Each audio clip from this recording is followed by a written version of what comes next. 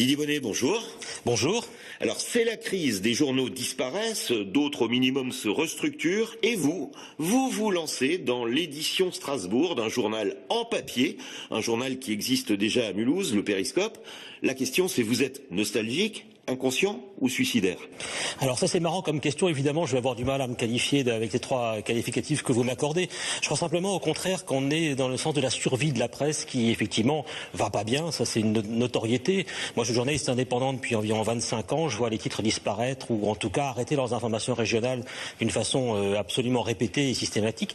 Le vrai problème c'est d'essayer de retrouver les moyens de donner de l'information de terrain, de territoire, d'information avec des PME, des entreprises, même des TPE qui sont souvent assez géniales sur notre territoire, qui n'ont plus de place ailleurs. Je crois que le projet, il est là, c'est de donner de la visibilité et de l'information économique crédible, de terrain, mais complètement indépendante de tout marché publicitaire, sur des produits accessibles à un public donné.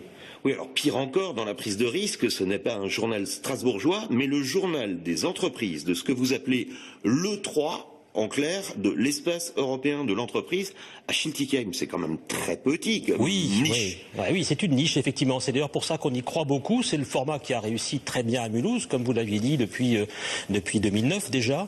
Et nous le répétons sur l'espace européen d'entreprise, le 3, le puissance 3, après ça c'est du jargon, peu importe, avec la zone du Mittelfeld qui est juste à côté.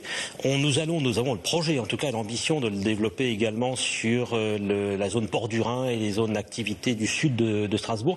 Notre souci, c'est justement de se contingenter à des secteurs bien précis. Il y a d'autres titres d'information de presse économique. Il y a le journal des entreprises, il y a le point économique, il y a toujours les dernières nouvelles d'Alsace, faut pas les oublier en papier. Mais globalement, ce genre de terrain d'information n'est pas couvert, d'où la stratégie de niche. Alors, il y a encore pire, je disais il y a pire, il y a encore pire, votre journal papier est gratuit, ça signifie financé par la publicité. Pourquoi des entreprises confrontées à la crise devraient investir sur un tel support? Alors ça c'est une bonne question, simplement elles y investiront, elles l'ont fait en tout cas pour le premier numéro, si elles y trouvent de l'intérêt. Nous nous adressons à un lectorat qui est relativement captif puisqu'il est justement sur la zone, comme je l'expliquais à l'instant. Le journal est distribué par portage dans toutes les entreprises, c'est-à-dire que chacun des personnes qui travaillent sur la zone peut disposer de cette information-là. Et donc, par conséquent, aussi la publicité qui s'y trouve. La publicité, c'est ça qui fait vivre la presse depuis belle lurette. Et dois-je le rappeler, il se trouve qu'aujourd'hui, l'information, c'est un produit qui ne vaut plus rien depuis la grâce à Google, qui vole de façon tout à fait éhontée les contenus sur tous les journaux, y compris ceux qui sont protégés, qu'on trouve désormais gratuitement partout. Donc, de toute façon, vendre de l'info aujourd'hui, c'est quasiment mission impossible. Alors, plutôt que de se battre contre des moulins, on est rentré dans ce modèle-là. Nous produisons un journal que nous espérons crédible, enfin, en tout cas, on se bagarre professionnellement dans ce sens-là.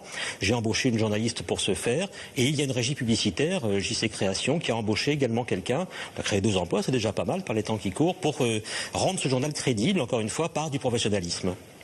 Alors ce pôle européen n'est pas au mieux de sa forme non plus, avec quelques lots Covid et une accessibilité, disons, difficile. Avoir son journal peut contribuer à le relancer aussi? Alors le relancer, ça, ce serait un petit peu immodeste de ma part de le dire. En tout cas, ce qui est sûr, c'est que ce pôle, c'est quand même 450 entreprises environ, à peu près 6500 salariés et à peu près 8500 utilisateurs quotidiens, en comptant les étudiants du secteur. C'est énormément de monde. L'accessibilité va être améliorée par le bus à haut niveau de service qui est actuellement en cours de débat et en cours de préparation. Il y a d'ailleurs dans le numéro un article sur ce sujet dont je sais qu'il a été très lu sur place. Les employés de cette zone attendent ça de façon avec beaucoup d'intérêt, bien entendu, et ça va sans doute, je pense, changer les données du problème. Quant à le relancer, évidemment, c'est aussi un facteur économique que je ne maîtrise pas. Didier Bonnet, merci. Merci.